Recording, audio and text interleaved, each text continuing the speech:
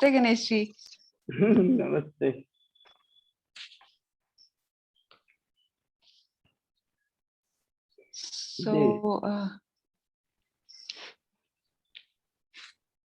So, Bhaiya, shall I start?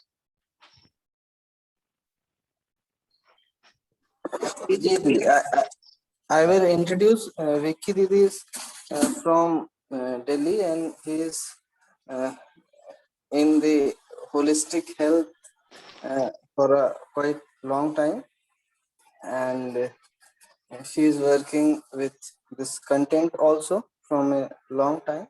So I would like to request Vickie Didi to do the sharing in detail of herself. You are welcome, Vickie Didi. Thank you, Bhaiya. Yes, so my name is Vickie Rai, and I live and work in Gurgaon. I live in Gurgaon with my family, and I primarily work in the space of mental health. So for the purpose of today's sharing, to make it easier for myself, what I have done is that I've divided it into basically two parts. In the first part, I'm going to talk about the exercise 1 and exercise 2.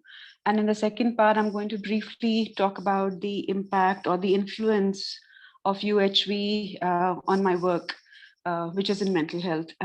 I know, strictly speaking, when it comes to UHV, what I do is not really work, it's behavior, but well, we call it work. So I'm going to talk about that. So I was introduced to Vidya in year 2004 or 2005. That seems like really ancient history. So, and I was introduced to it thanks to some of my friends who are also today part of the group.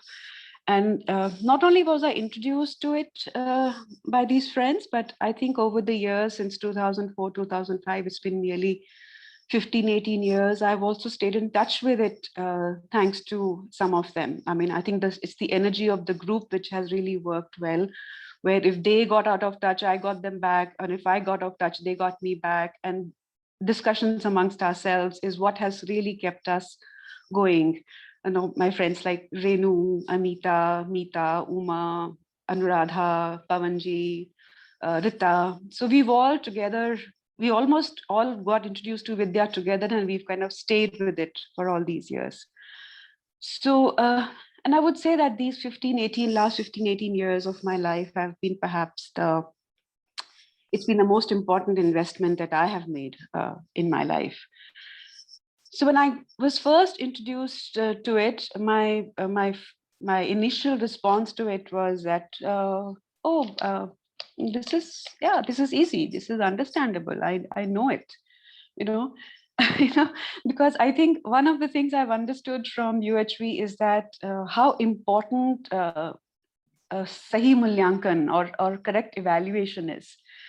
So, and that evaluation also includes the evaluation of your own self. So I guess when I got to know about it first, I'm quite certain that at that point in time, I was on that stage of that where I did not know that I don't know. So I assumed some things about myself. And in my assumptions, I assumed that, oh, I know it, it's easy. I am already functioning at the level of buddhi. So over the years, and thanks to the, various experiences that one went through, and through continued introduction to Vidya again and again and again and again, and especially in the last 1.5 years through exercise 1, I have somewhere finally begun to have correct evaluation of myself. And here I want to somewhere pick Raj Bendraji's analogy, which he had made last time, of chipping away at that piece of marble, So now finally I have, after this close observation through exercise 1, I've come to see that a lot of times I'm actually functioning at the level of selection, and at times at the level of thought. And even if it is going up to the level of desire, a lot of this desire is actually coming from conditionings rather than from the B1 block. And in my early, all these years of observing the imagination, what I had seen was that it was all just a jumble of thoughts. All I could see was it's just a big mass of thoughts, and a lot of times very conflicting thoughts amongst themselves. One thought says this, the other thought says that. It's finally now that I'm able to look at what's going on in my imagination, and I'm able to say that, oh, this thought is actually not a thought, it's a desire, or this thought is a thought, or this thought is actually a thought of selection. So that clarity has finally come now. And now also what has happened is that ability to see the bhav and then be able to fix it has also begun to happen finally. And that itself is such a relief. When the bhav gets fixed, the experience of relief and relaxation within is so wonderful to experience. So I feel that just by being able to even dip my toe in the B1 pool, if that can be so relieving, how wonderful it would be to be permanently immersed in that space. I don't know when that will happen, but of course my work will continue, and I'm sure when it, at least now I know what the end journey is. I know what the goal is. So to be able to see where I am and to be able to recognize where I need to be, that itself has been quite life-changing, because it has now given a direction and it has given a clear-cut goal for me. While I may not be permanently immersed in the B1 pool, but I still have some important achievements for myself. And there are two things which I consider to be my major achievements. And one is that the understanding that my bhav is my responsibility. The other person is not responsible. The situation is not responsible. I am responsible. And the second thing is that samaj barabar samadhan barabar sukh. The definition of sukh no longer changes, and I have absolute clarity that sukh there's only one thing which decides sukh, and that is samaj. So these are my two big achievements through exercise one, and also through years and years of chipping at that big piece of marble. Now, when it comes to exercise two, I would say that exercise two is much, much tougher for me. Intellectually, yes, I get the concept. I understand it. Yes, I'm body, and I'm not the body. There is me, and there are sensations. I'm not those sensations. I'm separate from those sensations. I can observe those sensations. In fact, I make a decision to observe certain sensations. But the issue with me is, or what I have observed is that this so-called my decision happens so quickly that I'm not able to notice it. And before I notice it, the decision has happened, the reaction has happened, the reaction to reaction has happened. And then tab kahin jaake I'm able to, evaluate and recognize and go back. So this is something that I have to really put in more. I have to make my observation more steady and perhaps more sharp. And hopefully this process will become slower, and I'll be able to catch myself at the level of making a decision rather than after the decision has been made. When it comes to things like, let's say I'm hearing two voices and I choose which voice to listen to and pay attention to. In this very stool way, yes, I can see my involvement in making a decision. But in very many subtle things, I am not able to recognize when the process of decision making starts. So like I said, I need to observe myself more closely, and hopefully that closer observation will make the process slower, and hence will make it easier to change things at the level of decision making itself.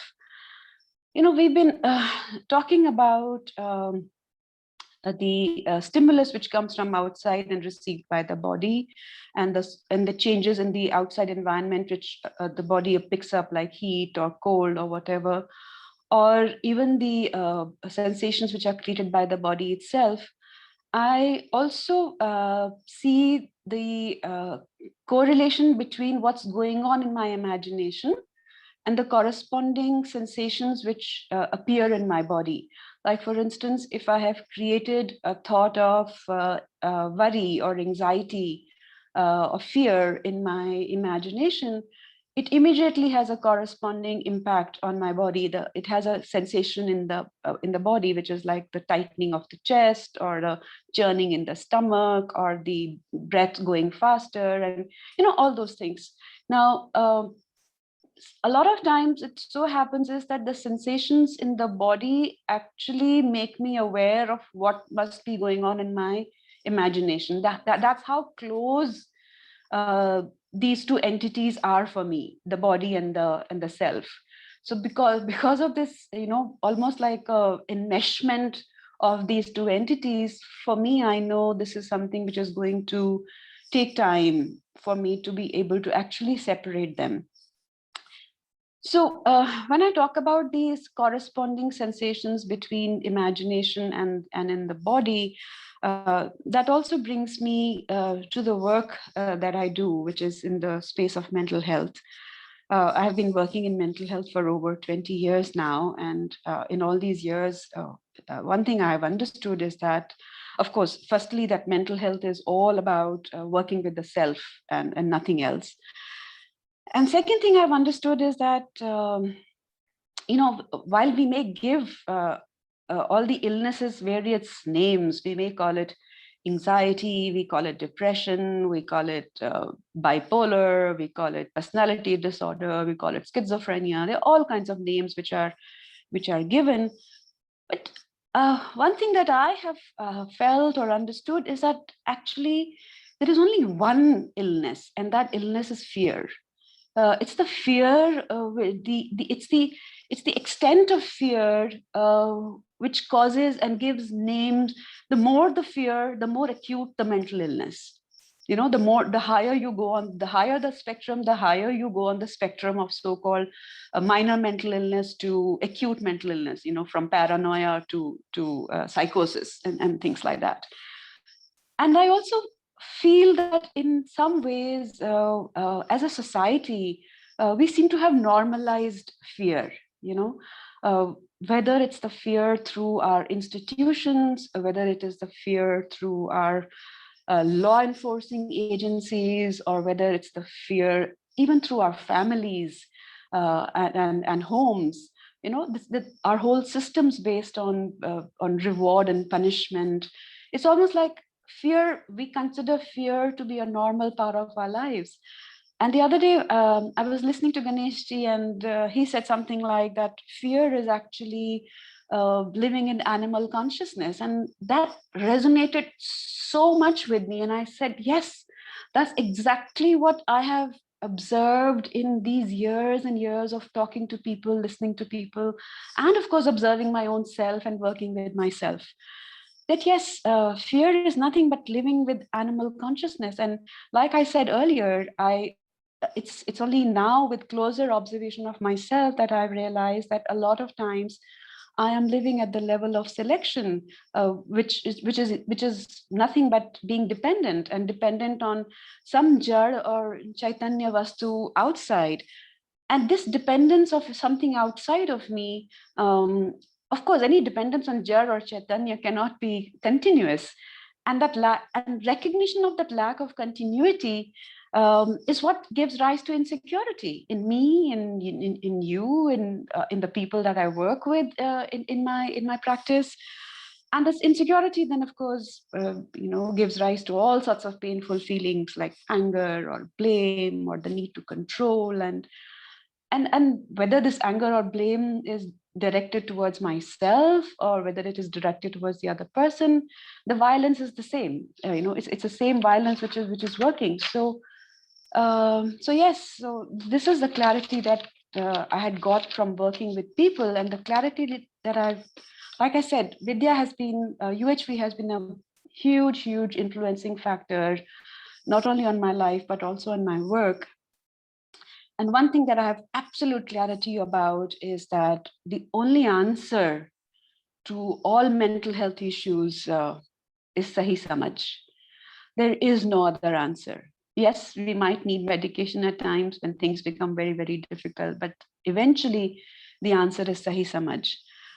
And in my work with people, I use the process of listening to them, and I very consciously use the bhav of trust and respect when I'm listening to them. I literally in my practice, what I actually practice is how to stay rooted in trust and how to stay rooted in respect when I'm listening to people, because people come with all sorts of stories about their lives. It's only when I'm able to listen to them with conscious trust and conscious respect, I'll be able to explore and examine what's happening. And of course, all the time, it is some kind of a conditioning which is working. And in the process of listening with trust and respect, we are able to examine and explore and then understand and hope and somewhere be able to create uh, the right, correct those conditionings and correct those belief systems. And at the end of the day, what I understand very deeply is that everybody wants to do the right thing and everybody knows what is right for them. It's just a matter of being overpowered by conditionings which don't allow us to see ourselves as we are.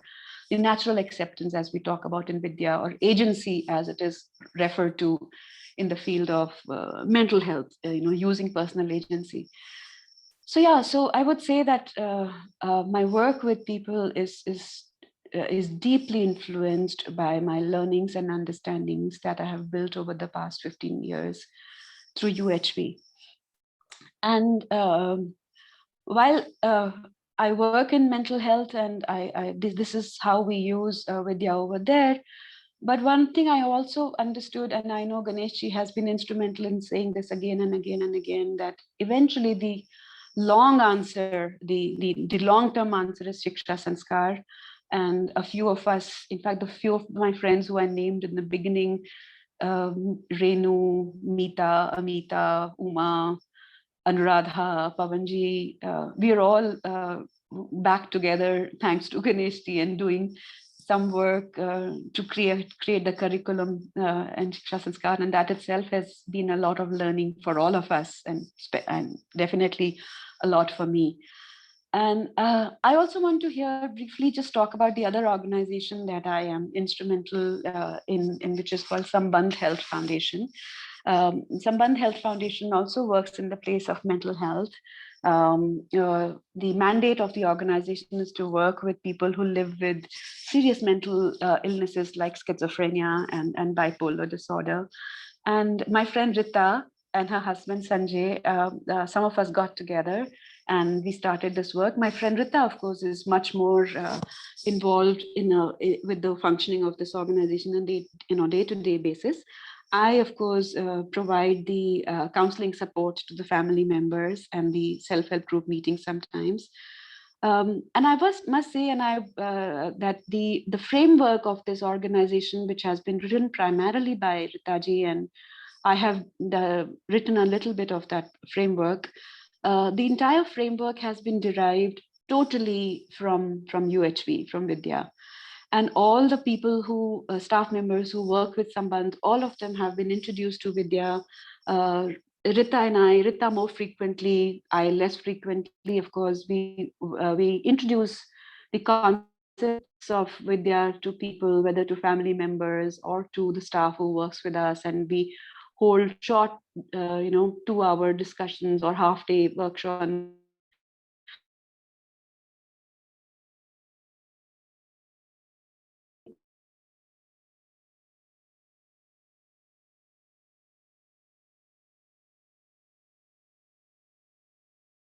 Wonderful,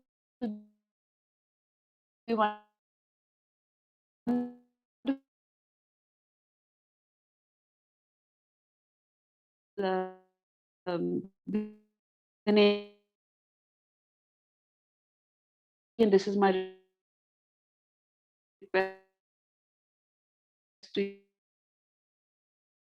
use the thoughts and the work that I've been doing.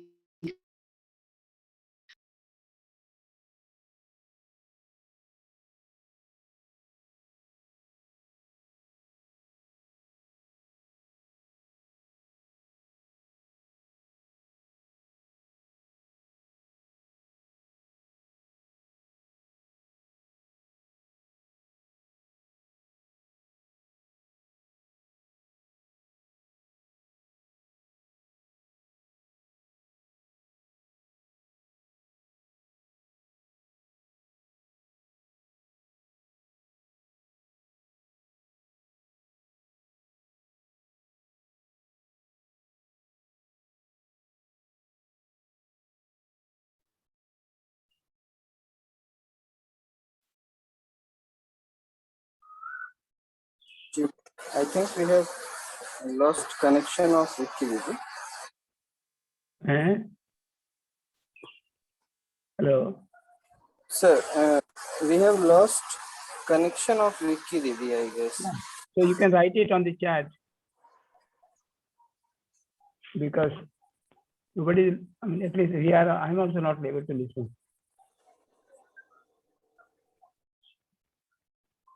So you can write down on the chat that last 3 minutes we have not been able to hear.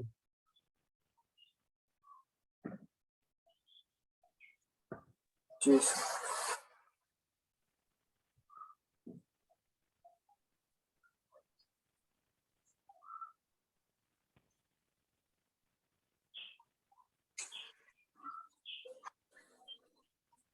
So, Vickie Didi is not here in the meeting, so we shall wait for her.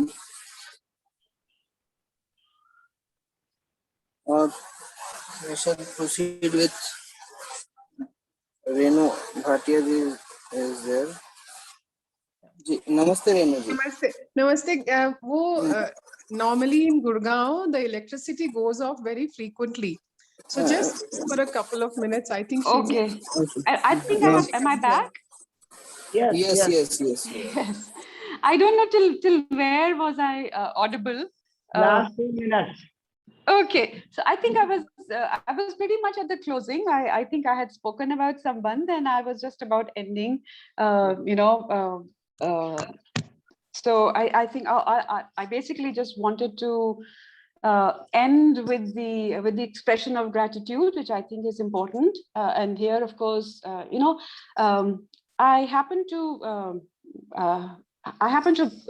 I was born in a Sikh family, and in our families, it's a tradition to say Vaheguru, and it's now I'm finally recognizing the beauty and the importance of this word Vaheguru, which is that Guru is so important. And here I want to say that there is we have had this unbreaking strong lineage of so many gurus, of people who have worked for their growth and people who have made all this available for all of us. And there is nothing but gratitude for all these gurus, Buddha or Nanak or Baba or Nisargadatta Maharaj or Ramana Maharshi or Ramakrishna Paramahansa or the Brahma Kumaris. And for me, the latest in line of these gurus is, of course, Ganeshji. So a huge, big bow of gratitude to you, Ganeshji, and to your entire team. So that's all I have to say. Thank you. Thank you very much. Thank you, Vickie Didi. You have shared such a wonderful sharing. So, if there is any questions or some points which would you like to ask from Vickie Didi, you can raise your hand. APS Bhadoria ji is there. Namaste, Bhadoria ji.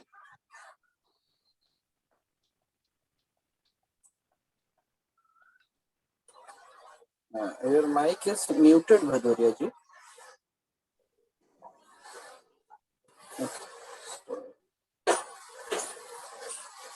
if somebody else would like to share something, so we would like to hear something from Ganesh sir.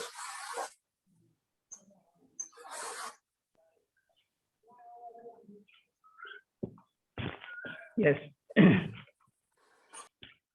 So, an excellent sharing from Vickie ji. I am very happy that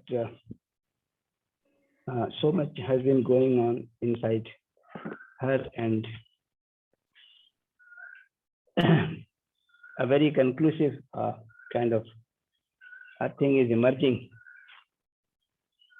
I'm also very happy that the work or the behavior that she has been doing can now be done in a far more meaningful manner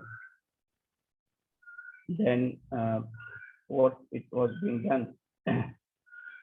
And as I keep mentioning, I see a lot of possibility there, because a lot of these data keep saying that some 30% of the people are suffering from this kind of mental problem, acute mental problem. So if they can be given kind of relief in the right manner, that itself is going to be a very, very important contribution. And such people, if they recover and they lead a fulfilling life, then they can be very meaningfully contributing to the society, which is another thing which is important. So I feel that the kind of seriousness with which Vickie ji is now looking into herself, working on herself, and whatever she is able to experience with authenticity, she's trying to apply it in her interaction with the people suffering from mental diseases. So very significant. I mean, this group that Vickie was mentioning, fairly big group of something like 20 people who have a kind of big exposure to this so-called modernity. And when we started this, if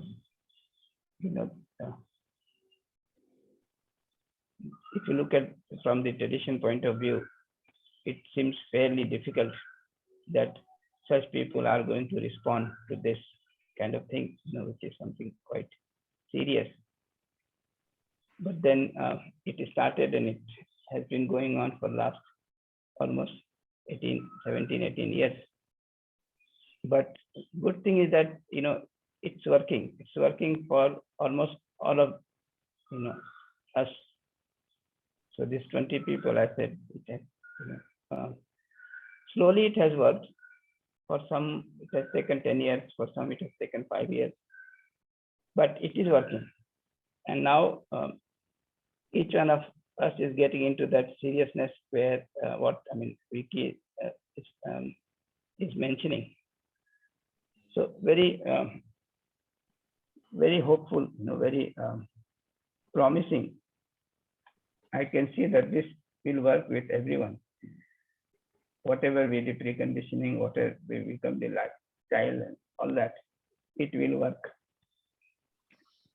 And I'm hopeful for those with both these reasons. Number one, it can be a good base for giving relief to the people suffering from mental problem. And there's quite a big number, 30% almost said. And second, bringing it into the mainstream education, working with the children, with the graduates, and all these people, and even people on the job, that had their own kind of preconditioning and training and all that. But even with them, it will work. So that's very, very, very good indication, and I'm quite happy with it. Uh, and once you look into things so deeply, you will anyway involve into this, kind of major experimentation, that this treatment is not physical in nature.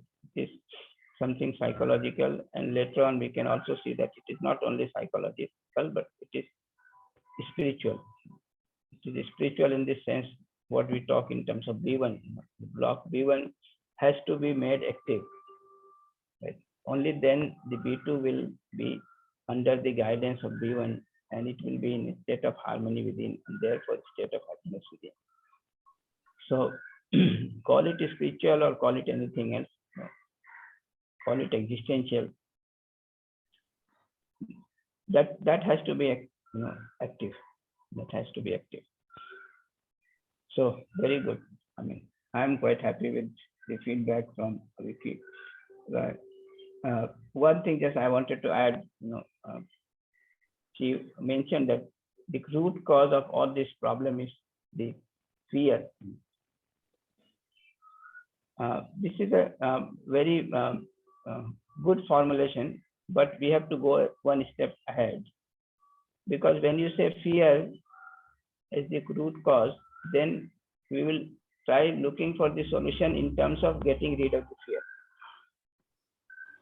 The way I would formulate it is that the root cause is lack of harmony within in the self. Okay. So when I formulate it this way, then I will search for the solution within myself and not outside. So this will make all the difference. So what we are doing is the other way. We are saying, let us see how we can ensure harmony within. So we are directly talking about the solution. Right? So we have to first pay attention to the self, then work with the B2 level, then work with the B1 level, make that as the guidance for B2 level. So working with our imagination, working with our natural acceptance or pure observer, and then making this natural acceptance, this pure observer as the guide of our imagination. That is what we have to do. And that is the solution. And if there is a lack of this, there is a problem. So she rightly mentioned that this fear is because of this. Deep down, I am not able to see that ultimately my source of happiness, my source of continuous happiness is my very innate nature. Right? And that I realize when I work with B1. So because I have not been able to realize this, and because this B2, this imagination is not guided by this realization, therefore I am seeking for happiness from outside, continuity of happiness from outside. And when I am seeking for happiness from outside, then this fear comes. So that connectivity has to be also mentioned. And therefore, the root cause has to be identified as lack of harmony within the self. And therefore, the solution is to ensure harmony within the self. And this is all within our control. We don't have to be dependent on the world outside. So this is what I have to add. So good. Thank you so much, Ganeshji. Thank you, Vickie ji. Very nice. I'm quite happy that you have been so deeply working on yourself and you have come up with very, very important conclusions. And with this, you will be able to work very meaningfully with your project, whatever your social activity you are engaged in, and that will be a big contribution. I mean, I can see I have been mentioning about this BIW, Bhutan Institute of Wellbeing, and the kind of work they are doing, and the kind of implication it has. And I have been time and again requesting, some of you to take up that task. Yes. And now I can see that, you don't have to have some separate thing for it. Whatever you are doing, you are already, we have already started working on it. So Yes. little proper formulation and then implementation of it, and then kind of studying the effects and making a kind of report of it properly Yes. would be very useful. Yes, Ganeshji. I think one of the things that Rita and I have been talking, and I, of course, have been also wanting to do in my work, is to start documenting this whole process and this whole, exercise, so that also becomes something for me to kind of deepen my own understanding also. Yes. So yes. And it will be very helpful, because most of these treatments which are given are very superficial, most of them based on the body. So yeah, will be great relief for these people. Yes. Yes. Good. Thank you very much. Thank you so much, Ganeshji. Yes. Ganeshji, namaskar, Professor Parashar this side. Yes. Do I have your hello? Yeah, you are audible. Can I be heard? You are audible. Okay. It was so wonderful hearing Vickie ji's sharing this morning. In fact, we haven't been hearing so frequently about Vickie ji, in the sense that, like many other participants, we haven't been having so many questions by her, but all the same, it was such a pleasure listening to her, that she's been into it for such a long time and working in the field of mental health. I have a small clarification. I think, though the question is to her, but maybe I think you also would be in a better position. Vickie ji, we talk about the exercise that 1 and 2, we talk about our exercise. 1 is observing of self by self, and number 2 is observing of body by self. Vickie ji, was it slightly revealing? She said the sensation in her body becomes guide to whatever happens in the self. So to me, it appeared to be a third dimension, that is observing of self by the body.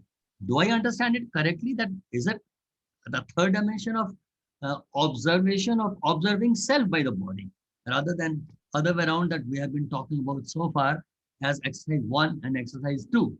Do I understand correctly, Ganeshji? Hello? Hello? Hello? Hello, can you hear me, Parashar ji? Vickie ji, have you understood my question? Yes, yes, I've understood. And I would definitely like Ganeshji to also say it. But before Ganeshji say it, I just wanted to say that it is not the body which is observing the self. All that is happening is basically a reaction.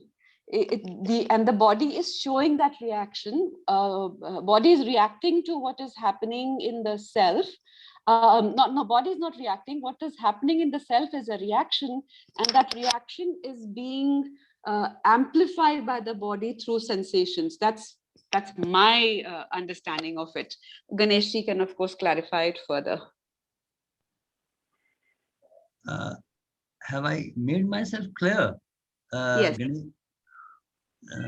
So to me, it sounded as if it's a third dimension. Like we've been talking as exercise 1 is self by self, and exercise 2 is the body by self. This sentence of yours, it was revealing. It sounded to me as if there's a third dimension of observing self by the body. This is how right. Your sentence of let me respond to this. Body becomes right to whatever happens in the self. So it sounded as if. Let me respond to this. Gee. The observer is the self and not the body. This should be clear. The body has the characteristic of recognizing and fulfilling. But this knowing and assuming is something which belongs to the consciousness. Yeah. So Yeah, so any observation which is being made is by the self. Now, what she was saying, is that if you look at this exercise 2 and step 5 and 6, right? So it is part of that step 5 and 6. That is something happening at the level of body, and which I am reading as sensation from the body, is now so strong for me that it influences myself, right? So if you remember, this is step 5 of exercise 2. When it comes to the self is reading this by decision, giving meaning to it by decision, right? And it gets influenced by it or not get influenced by it, depending upon its sanskar. So this is what she is trying to explain, that when she is observing now, she is finding that it is so strong, and my preconditioning or my sanskar towards these sensations are so much, kind of filled with this craving and aversion, that they are deciding my state of being. So this is not the third, kind of Dimension. dimension, but it is just one specific observation of what we have been discussing in exercise 2, that is our interaction with the body in step 5. And of course, step 6 is a part of that, step 5.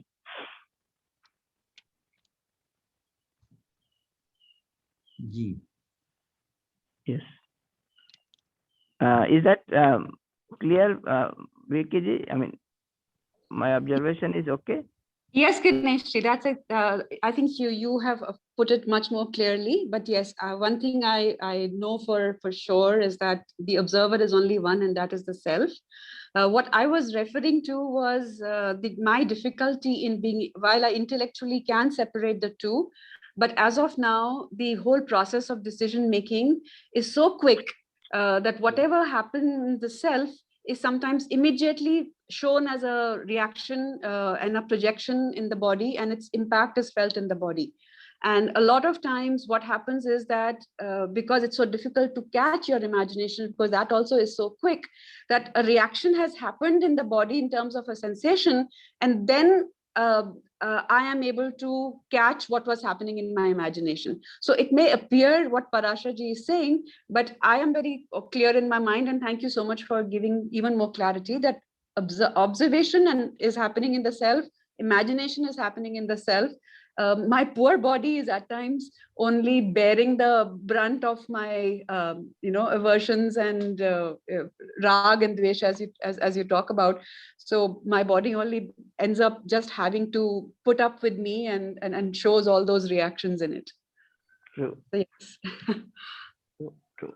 Vickie ji, But this is interesting. I would say that, if you look at the whole civilization today, so-called modern civilization, right? Ji. Whole modern civilization is so kind of mixed up about this self and body. Yes. That they consider all this process as reflex action. Yes. Yes. I know, I have argued with this on this many times. Yeah. So, Yes. it's not very easy to really get through this.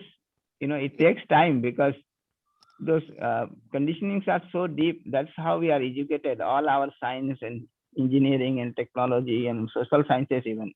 Yes. That is interesting. All the social sciences are only reinforcing this.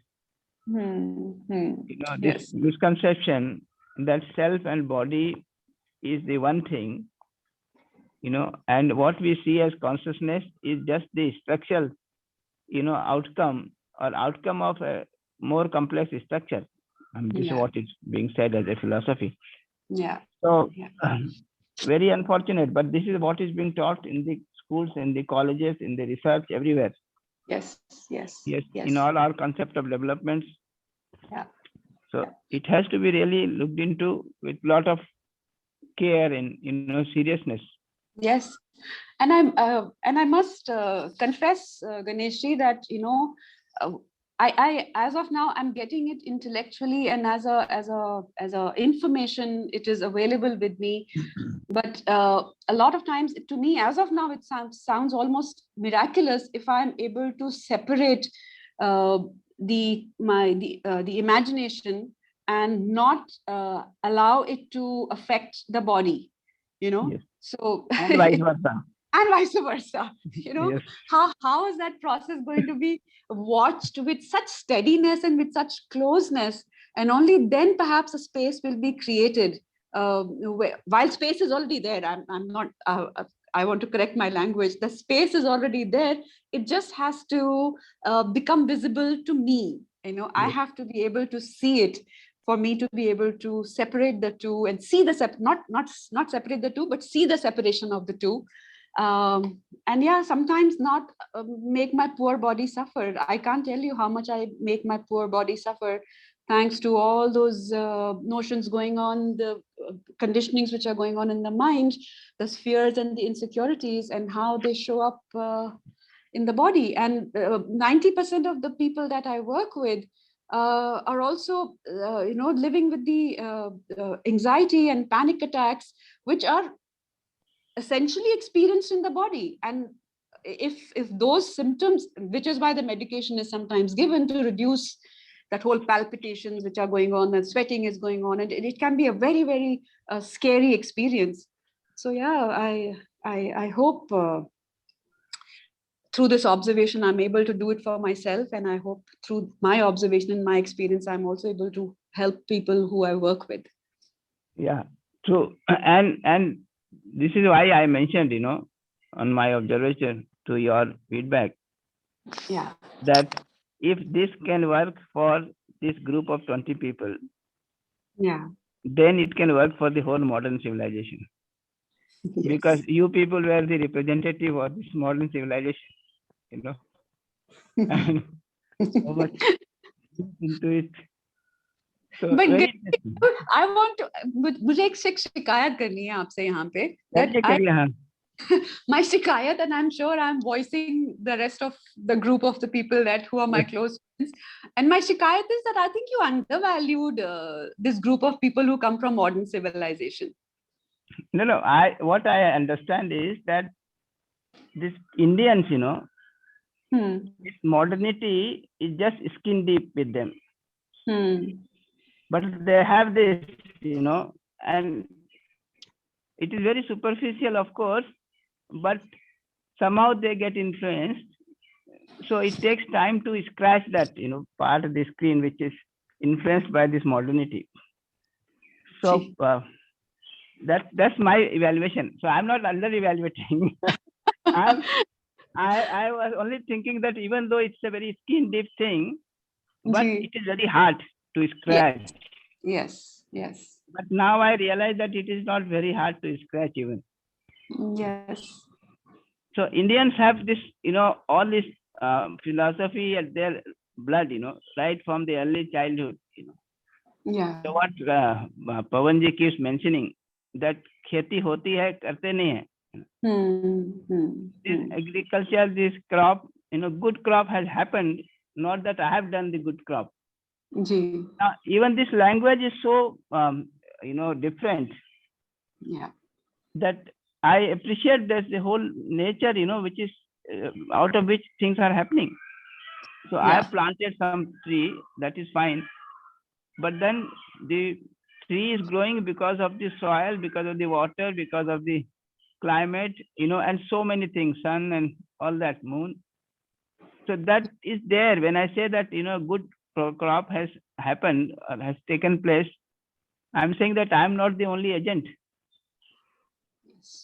So this kind of deep perceptions are already there, once you are brought up in this kind of Indian environment, that just goes in and you don't realize.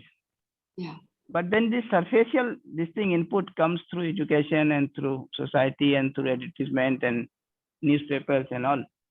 They are superficial, but they create a very hard core around you. Yeah. Yes. So we kept working with the group with this hope that this hardcore once broken, then of course inside things are okay. Yes. So I am happy that yes, it can be done. Yes, it can definitely be done. In fact, I feel this is the only thing that needs to be done and nothing else. Yes. True. This is all. The only thing that needs to be done for Sukh is to work on Samaj. That's it. Yes. True. Good. And Dasho, so Dasho, you would like to add something? Raise Yes. his hand. Yes. Yeah. Yes. Hello. Yes. Can you hear us? Good morning, everybody. Good morning. And good morning, Vickie. Good morning, Ji. Rashid. Yeah, I think such an insightful sharing. Thank you very much. So much work I see that you do in your group on mental health. And it's so wonderful to see this because I think there's not much work of this kind that's being done.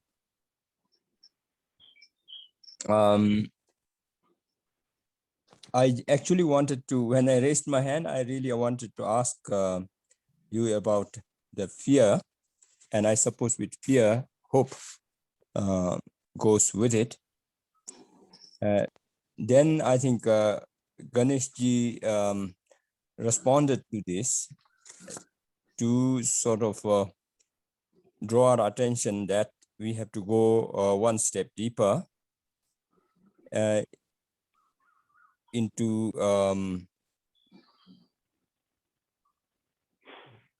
seeing below that, below the fear, or within the fear. And it seems so simple when we are looking at that, but we do not realize that.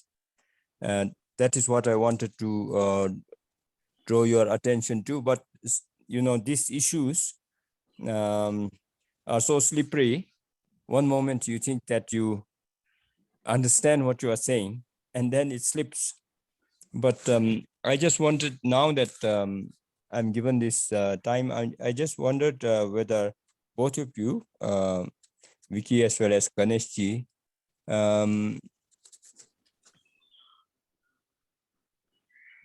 might have something to say further on what we are discussing. The fear, and no, it is the issue is not just the fear. Fear is how it appears. But I think we have to go one step deeper. Yes. Yes, thank you. Thank you so much, Vickie ji. I think so wonderful and insightful sharing. Thank To you. resonate well at the time that you are saying, but straight after that, you seem to lose it because we are not used to it. Thank you. Yeah. Thank you, Dashoji. I would also like to confirm from your side that tomorrow you have to share your sharing. So, Yes, I'm aware of that, and I will do that. okay. Thank Thank you. you, Dashoji. Manishi Didi has also raised her hand. Manishi Didi. Yeah, Bhaiya. Namaste, sir. Namaste. Vickie ji, very good morning. Good morning, Really Mataji. nice to listen your soft voice, and behind that a strong self, which is dealing with the very scary problems, as you yourself said, where people having so much of breakdown and you handle them. So, because I too had an experience with psychiatrist, and I used to feel that yes, psychiatry means generally dealing with the body, the kind of issues are there. So, just to calm them down, people provide medicines, and Yeah. it goes on. The person is induced more for sleeping. Yeah. So now my question with you is like you are now working with holistic understanding, rather holistic health. With Ji. this understanding of a human being, how it is helping you to deal a person. Well, medication is, I know it's important, but then other than this, when going through the psychology of a person, his breakdowns, his emotional breakdowns and sufferings. So how this philosophy or this practice, understanding of your own self and